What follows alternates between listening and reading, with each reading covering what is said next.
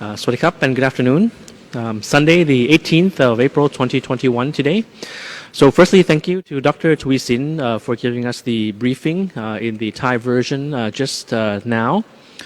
Of course, today is the first day that the new measures are being implemented. Today, Sunday, the 18th of April 2021, according to the new measures that had been agreed by the CCSA General Meeting that we had reported to you the past days, as well as it has been published in the Royal Gazette already, so it is official and it will be implemented accordingly. So Dr. Tui Sin firstly talked about the current situation. One issue he mentioned is about the field hospitals, which of course is an ongoing management task for the CCSA right now. There are a number of beds in the various field hospitals, and there had been a lot of issues that we had to solve. But nevertheless, of course, the patients in there are being taken good care of according to the standards. One good point is that they won't be lonely while being in quarantine in the field hospitals because, of course, because of the other patients being there as well. So we hope to keep up the good standards and improve as we go along and to address the situation that we have right now.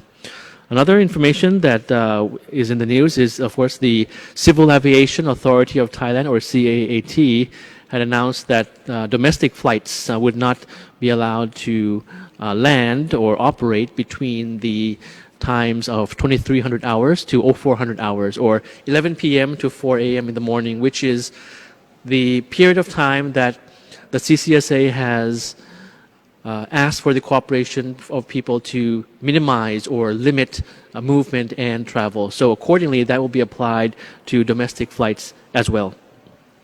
So firstly, the general situation that we have for today and the numbers that we have for you. We have recorded for you new confirmed cases, 1,767 new cases, with new recoveries being 113. So as you can see, the number of new cases far exceeds the number of recoveries that we have. The 1,767 cases that we have for today, 288 of that number is from active case finding. The total number of cases still being treated at the moment, and you see that on screen, is 13,568. We hope that this number will not be increasing in the coming days and weeks. If you recall, the past months, the number of active cases still being treated was much lower in the thousands, in the early thousands, rather than over 13,000 that we have for today. We have 2 new fatalities recorded for today, making the cumulative number of fatalities since the very beginning in Thailand at 101. So just some observations from the new cases. More infected cases are continuously being detected with serious symptoms. The clusters are also being reported in state agencies, state offices as well, and private companies and educational institutions. Local transmission has occurred basically because the DMHTT measures have not been practiced. It has been practiced less than expected, a bit lax, so we hope that this will be beefed up by everyone. At the same time, several infected individuals did not make self-evaluation of their infection risk, and therefore they did not conduct any test or did not seek any medical attention. The cases reported today were detected in hospitals and healthcare facilities. Most were found in Bangkok. Authorities are providing the screening as extensively as possible. And yesterday, the Ministry of Labor, in collaboration with the Public Health Ministry, set up in the Bangkok Youth Center in Dindang District, a testing center for COVID screening.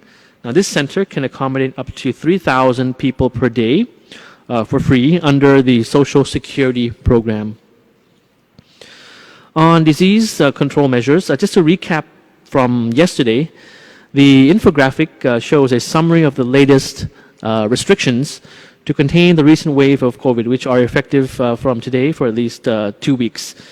And all 77 provinces were divided into two categories of zones, the red zone and the orange zone. Bangkok and 17 other provinces are in the red zone, while the remaining 59 provinces are in the orange zone.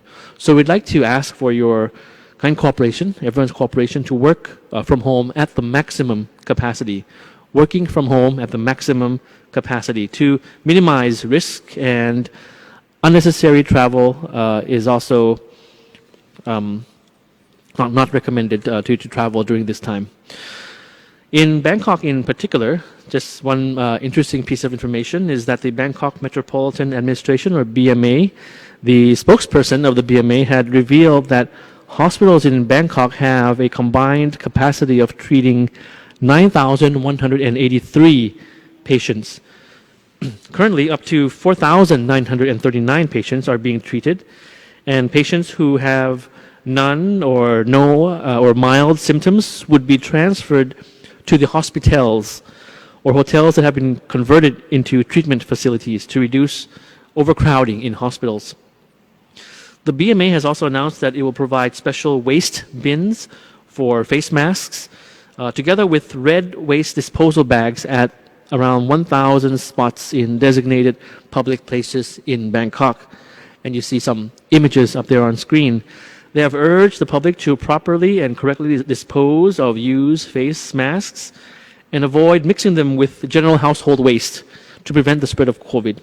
Some provinces around the country have also introduced additional measures for people traveling to their provinces, such as, just some examples, Krabi and Chiang Rai. So in Krabi, starting from today, travelers from red zone areas need the COVID test results conducted within 72 hours or a vaccine certificate certifying that travelers have completed 2 doses of vaccines to enter the province of Krabi. In Chiang Rai, the governor of Chiang Rai has signed an order seeking for the cooperation from members of the general public to stay at home as much as possible for the next 14 days and wear masks, especially in public areas. Now, there's a pending concern over the number of rooms in hospitals, the shortage of hospital beds, as you may have read in the news. And the government is well aware of this concern over the hospital bed shortage due to the spike in the caseloads. And as a result, the government has ordered authorities to provide up to 25,000 extra beds nationwide, in addition to the capacity of the normal situation. Authorities are also developing hospitals and field hospitals to increase beds for patients. So as I mentioned, it's an ongoing task of management. And we hope that it will turn out very well and be able to address the needs of Thailand currently. Update on the rollout of the vaccination, as mentioned by Dr. Tuisin. As of the 16th of April, 586,032, 586K people have been vaccinated since the end of February so far. So just additional points before I end for today. So I want to recommend that members of the public remain vigilant by continuing to observe DMHTT.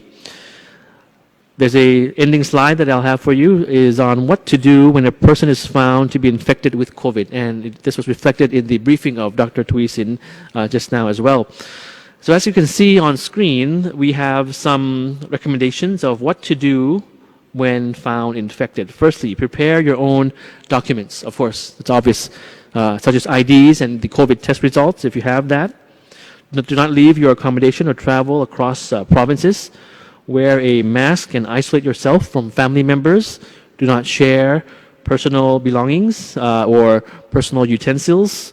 And contact the hotlines that are available on screen, such as 1330, hotline 1668, hotline 1669, to seek medical attention and care. And if tested to be positive, of course, the medical personnel will be advising you to go into the quarantine system and with the other requirements as well. And this infographic we showed just now is courtesy of the credit to the Public Relations Department. Thank you very much.